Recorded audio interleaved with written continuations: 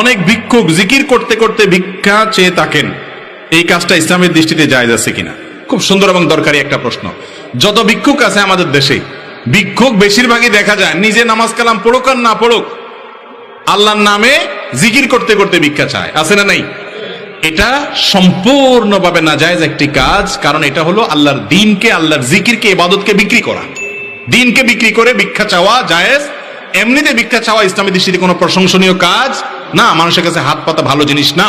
নবী করিম সাল্লাল্লাহু আলাইহি ওয়াসাল্লাম ভৎসনা করেছেন ওই লোকদের যারা মানুষের কাছে হাত পাতে ভিক্ষা চায়, সেখানে আবার ভিক্ষা চাইতে চাইতে আল্লাহর নামে ভিক্ষা চাইবেন, এটা জায়েজ নাই। নবী করিম সাল্লাল্লাহু আলাইহি ওয়াসাল্লাম বলেছেন, আল্লাহর নামে, আল্লাহর দোহাই দিয়ে যদি কেউ কিছু চায় সেটা শুধু জান্নাত চাইবে, মানুষের কাছে কোনো কিছু আল্লাহর দোহাই দিয়ে চাওয়া জায়েজ নাই। অন্য এক হাদিসে আসছে নবী করিম সাল্লাল্লাহু আলাইহি ওয়াসাল্লাম বলেছেন, আল্লাহর অভিশাপ, আল্লাহর লানত নাজিল হয় ওই ব্যক্তির উপরে যে ব্যক্তি আল্লাহর দোহাই দিয়া মানুষের কাছে বিভিন্ন জিনিস চায়। তাহলে যারা ভিক্ষা চান তাদের জন্য এটা করা জায়েজ নাই। আল্লাহর জিকিরকে আপনি অর্থ উপার্জনের মাধ্যম বানিয়েছেন, এটা জায়েজ নাই।